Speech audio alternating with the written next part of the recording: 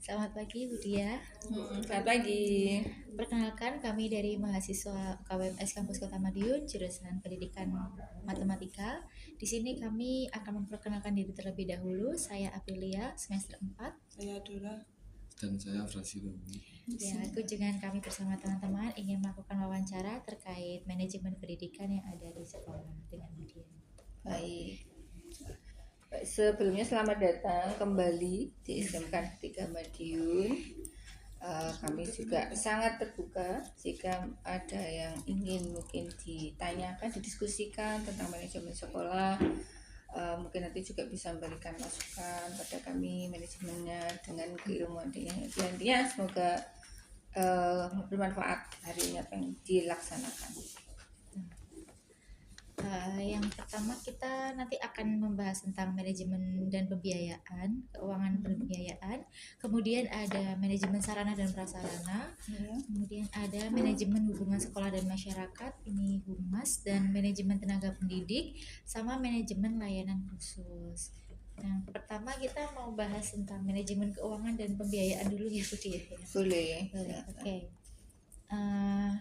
Kemarin kan sudah dijelaskan tentang bagaimana sekolah mengelola dana dan dari mana saja asal dananya. Kemudian kami ingin bertanya bagaimana cara sekolah mengelola pengeluaran agar tetap efisien seperti itu. Jadi sumber dananya kemarin masih ingat ya, kita ada 3 sumber pendanaan. Jadi mungkin tidak semua sekolah negeri, SMK negeri itu punya 3 sumber pendanaan, tapi kita sudah punya 3 yang sama dengan sekolah lainnya. Kan ada dari BOS itu dari pusat, pemerintah pusat, kemudian ada BPOPP itu dari pemerintah provinsi, kemudian ada satu lagi kita punya BLUD. Jadi kita punya BLUD yang mungkin tidak semuanya sekolah punya BLUD, tapi kita sudah BLUD sejak 2018. Nah, dengan adanya manage BLUD ini kita bisa melakukan bidang usaha, kita bisa melakukan penjaringan dana lah, ibaratnya kita bisa mengumpulkan dana dari bidang usaha dan kita tidak perlu melapor ke dinas. Kita bisa mengelola, swakelola dari usaha-usaha ini, yang dihasilkan dari usaha-usaha ini kemudian untuk dimanfaatkan kembali untuk keperluan sekolah. Jadi kita bisa memiliki sebuah badan usaha gitu, intinya seperti itu. Nah, pengelolaannya ini masing-masing punya konsentrasinya. Nah, kalau BOS ini kan memang operasional sekolah ini lebih dititik pusatkan untuk kebutuhan siswa. Ya, jadi kepentingan siswa utamanya adalah untuk pembelajaran. Kita tahu kita ini kan berbasis kimia ya, jadi banyak sekali untuk pengadaan alat dan bahan praktek itu yang cukup menyerap banyak. Kemudian PKL karena SMK ya, ini juga yang besar, pengeluaran besar-besarnya di situ. Kemudian kegiatan siswa ekstra, kemudian lomba dan sebagainya, itu kan juga yang ketiga. Ini yang keempat nanti masih ada untuk pengembangan diri guru gitu ya, dan juga untuk pembelian prasarana. Nah, kalau untuk sarana prasarana dibantu juga dari BPOPP, dari gubernur. Kemudian dari segi kita kayak keperluan listrik, internet, ini juga dipasok dari BLUD. Nah, kita tidak melakukan penggalangan penjaringan dana lewat komite. Jadi tidak pernah ada SMK Negeri Madiun ini mengadakan pungutan kepada orang tua atau istilahnya komite, itu tidak ada. Kita belum pernah mengadakan itu. Kita hanya memanfaatkan dari 3 ini, ya, 3 sumber dana ini. Nah, untuk bagaimana pengaturannya tadi, setiap dari masing-masing pokja, dari masing-masing waka ini kemudian di breakdown lagi, misalnya kurikulum itu di bawahnya ada kaprok kan, kepala program, kemudian di bawah kepala program di bawahnya ada kakomlingnya juga. Ini mengajukan kebutuhannya.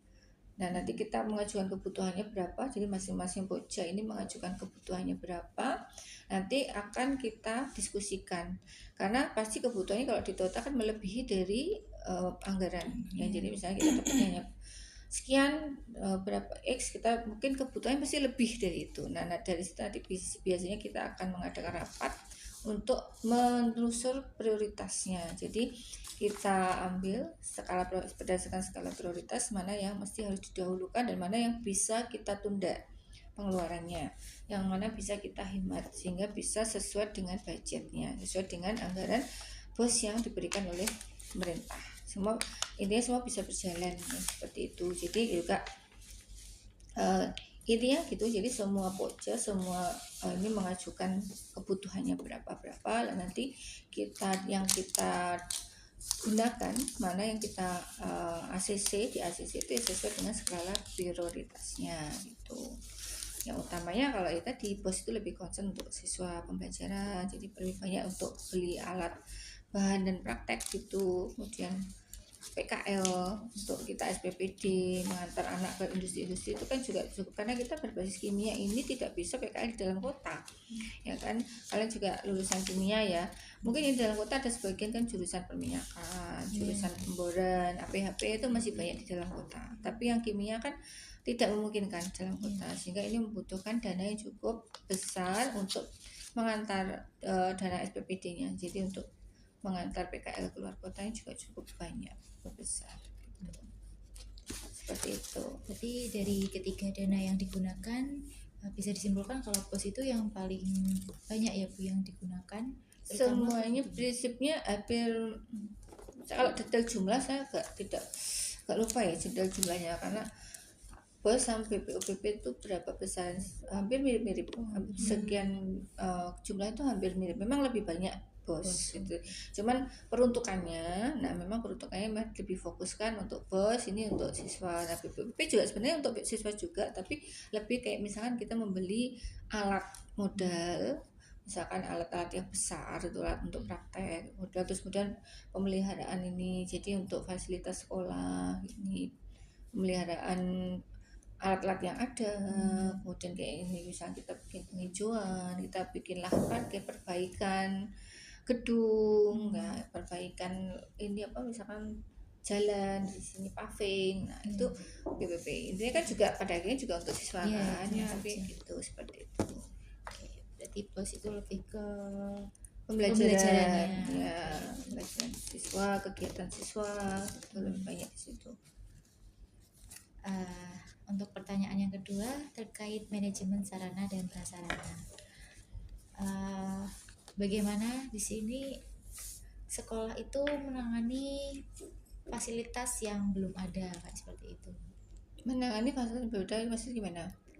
Kalau semisal kekurangan fasilitas belajar mengajar, misalnya seperti membutuhkan komputer atau apapun gitu, kalau misalkan belum ada itu seperti apa? Mungkin bahasanya begini ya, jadi tugasnya Wakasarkas itu kan dia memang dia merencanakan, kemudian saya tidak apa di sini ada posnya prosedur operasional ya.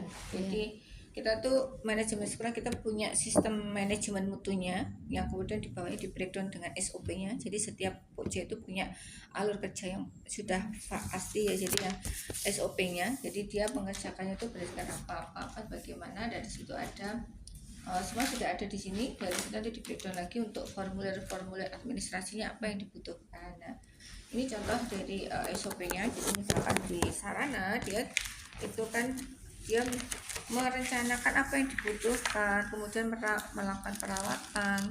Kalau Sarpras nih ini belajar nanti. Nah ini ada kurikulum semua ada di sini, supervisi dan kalau ini kesiswaan. Nah ini Sarpras. Nah di sini kan Sarpras dia lebih merencanakan pengadaan alat, kemudian ada pemeliharaan juga. Nah di sini ada nanti juga ada pengadaan, jadi merencanakan pengadaan, bukan ada dia juga pemeliharaannya, mengecek. Nah ini jadi di sini nanti dia ini pengadaan, ini masih pengadaan juga pelaporan. Nah pelaporan terakhir pelaporan dan juga evaluasinya. Di sini supplier, pengadaan. Nah ini ada pemeliharaan gitu. Jadi sambil merencanakan apa yang dibutuhkan, mengadakan juga pemeliharaan dan juga laporan dan evaluasinya. Itu yang tugas dari Sarpras, sehingga dia punya tugas bahwa dia harus mendata, punya database. Jadi asetnya itu apa aja. Jadi apa aja, kemudian juga menjaring data dari pengguna usernya.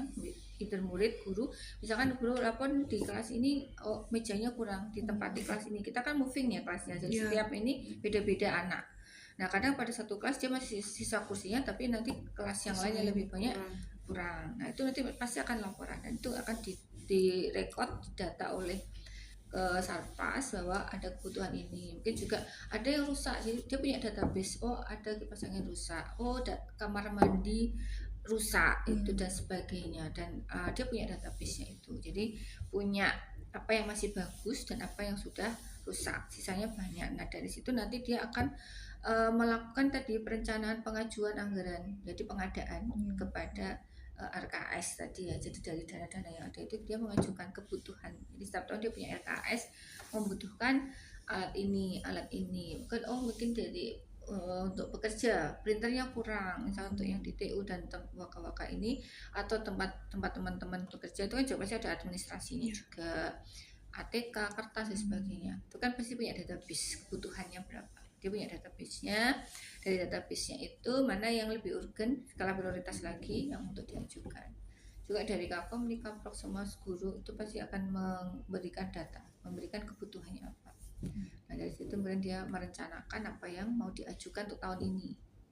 Nah kalau itu sudah direncanakan, sudah ditelaah, dievaluasi dan disetujui di rapat RKS bahwa ini akan di ACC, maka dia akan lanjut ke pengadaan, membeli ya, mengadakan kan masih membelikan gitu loh. Oh ini apa kursinya, tambah kursinya, atau mungkin kipas anginnya dan sebagainya, peralatan-peralatan yang lainnya, pengadaan. Nah, setelah pengadaannya ada, otomatis juga ada pemeliharaan. Jadi setiap hari juga mendata mana yang rusak, mana yang dipelihara. Jadi juga mengontrol, mengawasi kondisinya. Dia punya tim untuk bisa dia masih lampunya nyala enggak, ini enggak ada, itu tanggung jawab dia juga pemeliharaan. Jadi nanti kalau ada yang rusak berarti mendatangkan.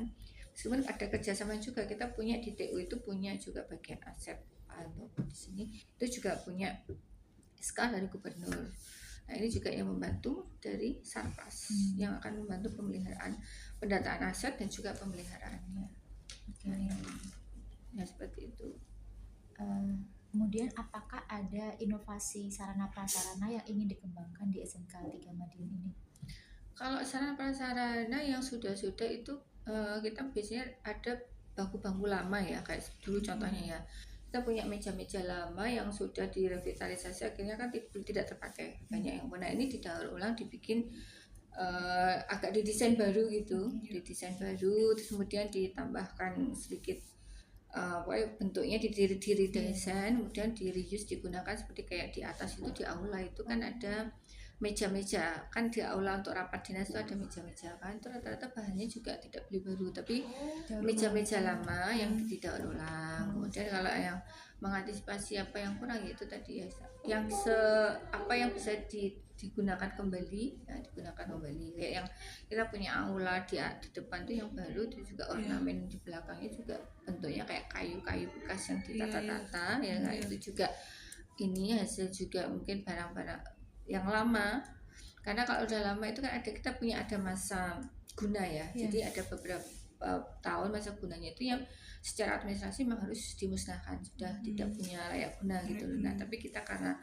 masih bisa dimanfaatkan ya kita daur ulang seperti itu contohnya. Misalnya kita ada kayu besar kemarin tapi berbahaya karena angin malah jadi korban itu kan, kemudian dipotong kayunya. Nah itu kayunya sebagian ada yang dibikin kayak meja di seperti itu ya. Apa yang kita bisa optimalisasikan, kita meminimalisasikan dana gitu. Untuk pertanyaan selanjutnya tentang manajemen hubungan sekolah dengan masyarakat. Jadi apa bentuk kerjasama yang dimiliki SMK 3 Madiun ini dengan masyarakat di sekitar? Masyarakat sekitar utamanya Dudi ya, kemudian yang lebih banyak kalau humas kita kerjasama sama dunia industri kan. Jadi yang masyarakat sekitar ini lebih ke di dunia industri, itu lebih banyak ke industri-industri karena kerjasama untuk PKL dan juga untuk magang, perekrutan kerja. Kalau yang di masyarakat sekitar kita yang sudah pernah kita lakukan juga, kita punya CSR, program CSR itu kita kan berbasis kimia ya, jadi kita sudah punya beberapa inovasi terapan yang bisa di-share ke masyarakat. Misalnya kita punya produksi sabun kan. Oke. Nah, jadi kita bisa berbagi ilmu ke masyarakat, ke PKK, ke kelurahan untuk memberikan berbagi ilmu tentang bagaimana membuat sabun. Juga terakhir kemarin ada juga dari kelurahannya Banjarrejo itu juga melihat bagaimana pembuatan bahan bakar dari plastik itu dengan Pak Trihandoko. Dan juga kemarin dari Min 2 kita studi tiru ke sini, studi tiru untuk melihat bagaimana inovasi-inovasi kita. Jadi saya membuat biomaterial gitu.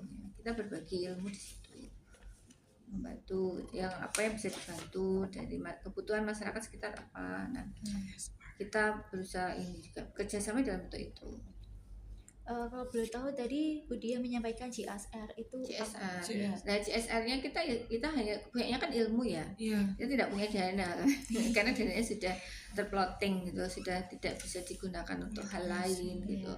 Jadi kita punya ilmu ya ilmu yang kita bisa berbagi. Jadi banyak dari masyarakat tuh pengen studi tiru di sini. Jadi pengen belajar cara membuat sabun misalkan. Kita datangkan untuk workshop. Pengen belajar tentang pembuatan bahan bakar plastik. Yang mampu kita datang untuk kita bikin workshop. Karena ada anak SD Min 2 Menjaya itu kan berapa bis itu juga datang. Itu juga kita CSR kan. Artinya tidak kita pungut biaya. Cuman mungkin ada beberapa yang kayak sabun kan ada bahannya dan mereka bawa pulang juga kan. Nah itu mengganti itu saja, tapi secara ini juga gratis, kita berbagi ilmu kan. Betul. Oke, selanjutnya tentang manajemen tenaga pendidik. Jadi bagaimana proses rekrutmen yang ada di SMK 3 Madiun ini, kan ini sekolah negeri Bu ya. Jadi mungkin alur pemindahan guru atau penerimaan guru itu seperti apa? Oke, baik. Jadi kita juga punya waka, biasanya waka kan 4 ya. Waka kurikulum, siswaan, sarpras dan humas. Tapi kita punya ada 5 SDM dan tambah saya ketua penjamin mutu gitu kan. Nah, di SDM ini juga ada mengatur bagaimana perekrutan dari guru. Nah, kalau ke sekolah negeri memang kita guru kan memang guru pegawai negeri ya, dan P3K itu sudah di-drop dari pemerintah. Tapi kan seringkali kita kekurangan beberapa mapel, beberapa jurusan yang tidak bisa diberikan gurunya itu nggak ada. Jadi dari pihak pemerintah kita mengajukan tapi tidak ada yang rata-rata kan kebanyakan mungkin lulusan atau guru yang diterima jurusannya bukan produktif. Kita kan SMK ya, tapi mungkin jurusan umum. Jadi kita kemarin mengajukan, kita kekurangan kimia analis, kita kekurangan perminyakan, tapi yang datang matematika, yang datang bahasa Inggris gitu. Padahal kita sudah cukup. Nah, kemarin akhirnya terpaksa juga ada yang harus kita kembalikan karena kelebihan. Jadi kan malah nggak dapat jam aja di sini. Akhirnya kemarin P3K yang matematika yang satunya pindah ke Mejayan, satunya pindah ke SMK 2 kalau nggak salah itu, karena memang di sini kelebihan. Nah, untuk yang bagaimana kalau kekurangan untuk yang GTT dan juga PTT ya. PTT itu yang karyawan yang di TU, misalkan kayak kita OB itu juga satpam, itu kan PTT namanya ya, tenaga administrasi itu PTT. Nah, kalau yang guru honorer, nah itu juga sama, keduanya sama, kita punya perekrutan yang sama, pastinya punya kualifikasi kan. Jadi mengajukan lamaran, nanti biasanya akan dikelola atau diseleksi oleh pihak SDM dan juga kurikulum, karena kalau untuk guru kan pembelajaran ya, yang paham mungkin kurikulum membutuhkan spek kualifikasinya seperti apa untuk jurusan yang diminta. Ini jadi 2 ini bekerjasama, mungkin ada testingnya dan sudah nanti penggajiannya akan diberikan penggajian melalui pendanaan BLUT tadi, pendanaan BLUT. Baik PDT juga seperti itu. Kemudian terkait dengan tenaga pendidik lagi, apakah ada pelatihan atau semacam workshop yang melatih profesionalisme guru ini? Ada, memang salah satu anggaran kan, salah satu peruntukannya kegunaannya adalah pengembangan diri untuk baik guru maupun tenaga kependidikan. Khususnya memang di bidang yang saya kerjakan, jadi ya di sebagai saya ketua penjamin mutu pendidikan ini, baik saya mengelola dana untuk yang istilahnya perencanaan berbasis data. Mungkin dulu waktu yang wawancara pertama sudah pernah disinggung ya, perencanaan berbasis data ini kan saya menganalisa hasil rapot pendidikan yang diberikan oleh pemerintah kepada kita, evaluasi yang diberikan pemerintah kepada kita. Nah, itu sama menganalisa ini apa sih yang masih dianggap kurang di sini. Nah, itu nanti akan kita perkuat, apa yang bagian-bagian mana yang diperkuat. Misalkan di situ muncul masih banyak dianggap di situ metode pembelajarannya guru masih dianggap kurang gitu. Nah, oke, kita apa yang sekarang yang terbaru, misalkan di kemarin kurikulum merdeka kita banyak belajar tentang mungkin diferensiasi learning ya, kita datangkan workshop, kita mengadakan workshop itu untuk diferensiasi learning. Nah, sekarang deep learning mungkin, nah itu ada masih dalam satu tahun ada mungkin 2 atau 3 kali workshop. Cuman ini agak dikurangi karena kemarin kita 2 tahun kemarin itu kan PK ya, pusat keunggulan. Kita mendapat bantuan SMK PK di mana salah satu poster besarnya adalah untuk pembelajaran. Nah, ini isinya workshop tanpa workshop terus, kita hampir berbulan-bulan workshop terus dan kita banyak meninggalkan kelas juga. Akhirnya anak-anak juga kurang terlayani sehingga tahun ini agak mengurangi porsi workshopnya. Nah, untuk yang ketika pun yang tenaga kependidikan pun sama. Kita kemarin juga melakukan ada tentang workshop pengarsipan, ada workshop kayak kemarin teknologi dalam pengarsipan, bagaimana mereka lebih bisa berefektif dalam bekerja dengan teknologi, dibantu teknologi itu bagaimana. Ya semua prinsip kalau saya bertanya kebutuhan mereka apa. Meskipun misalkan di rapat pendidikan mengatakan ini, tapi tetap juga saya mengatakan menjaring data kebutuhannya apa yang dibutuhkan sehingga saya bisa mencari narasumber yang sesuai gitu loh. Jadi biar sesuai dengan kebutuhannya. Jadi workshopnya tidak mubazir gitu. Jadi pihak yang melakukan evaluasi kalau misalnya merasa guru belum sesuai atau kurang masih membutuhkan pelatihan profesionalisme itu kalau di sekolah itu dari siapa? Evaluasinya dulu kalau kita kan punya SPM itu kan sistem penjamin mutu internal. Jadi kita bisa mengevaluasi diri kita sendiri. Jadi bagaimana jalannya dan sebagainya. Tapi sejak undang-undang yang terbaru yang kurikulum merdeka kemarin kan tidak digunakan evaluasi internal. Tapi semuanya evaluasi berdasarkan rapat pendidikan. Dasar rapat pendidikan apa? Dasarnya dari ANBK. Asesmen nasional berbasis mutu yang biasanya tiap tahun kan muridnya kan tidak ada UN nih. Nah, tapi mereka kan ada beberapa yang disampling untuk mengisi ANBK. ANBK itu isinya kan menguji bagaimana sih tingkat literasi mereka, numerasi mereka, karakter, kemudian persepsi mereka terhadap guru, pembelajarannya, terus lingkungan sekolahnya seperti apa. Terus yang kedua dari Surlinkjar, survei lingkungan belajar. Nah, Surlinkjar ini guru-guru yang diberikan list pertanyaan banyak sekali. Nah, guru-guru mengisi bagaimana nanti persepsinya guru ya tetap terhadap kepemimpinan sekolahnya, kepala sekolah, terus kemudian lingkungannya, tentang pembelajaran, tentang karakter, tentang ini. Nah, dari hasil itu dan juga beberapa hasil yang lain dari data dapodik, data statistik, data yang lainnya dikerucutkan dalam bentuk rapot pendidikan. Nah, bentuknya seperti ini. Misalkan kita dapat rapot. Nah, ini yang sudah saya unduh ya. Jadi kita punya laporan rapor pendidikan tahun 2025. Nah, ini nanti sebagai dasar kita juga salah satunya untuk pengajuan anggaran. Kita membuat program apa nih ke depan untuk tahun anggaran depan. Kemudian butuh dana berapa. Nah, nanti dari laporan ini misalkan di sini literasinya sudah baik. Tapi di sini ada yang turun, ada yang mengalami penurunan. Misalkan di sini turun dari segi dia ini. Jadi mengaplikasikan konsep matematik yang dimiliki konteks yang lebih beragam ya turun meskipun secara global hijau, artinya hijau itu sudah bagus kan ada nanti ada warna merah, kuning, hijau. Kalau merah kan sudah harus alert ya, harus ini. Nah, kalau hijau itu sudah posisi aman. Hanya kalau kita breakdown di indikator-indikatornya itu sebagian ada yang masih turun. Seperti ini kan merah ini ya. Jadi dari segi karakter ternyata kita sangat mengalami penurunan. Nah, ini berarti kan perlu concern. Berarti di next anggaran kita mengajukan program atau mungkin dari pojok-pojok bisa lebih concern melakukan kegiatan yang lebih untuk bisa membooster atau memperbaiki dari karakternya ini.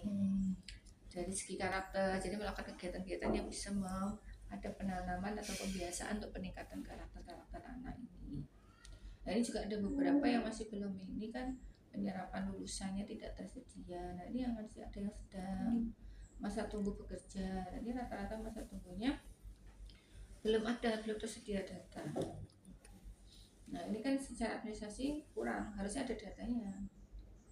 Nah ini lulusan dengan sertifikasi kompetensi sedang, jadi belum semuanya, hanya sedikit, mungkin sebagian sedikitnya.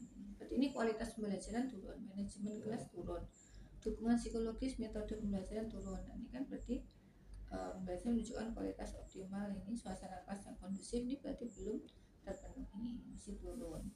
Belajar tentang pembelajaran, penerapan praktik inovatif, nah ini juga masih turun. Sini juga iklim keamanannya menurut hasil survei dari jawaban anak-anak mungkin masih terindikasi bahwa masih belum memenuhi standarnya dari ini, itu turun kesejahteraan. Nah ini turun ini juga perilaku warga terhadap peserta. Ini memang ada, ini yang paling gede kan kualitas pembelajaran di TEVA ini turunnya 15,23.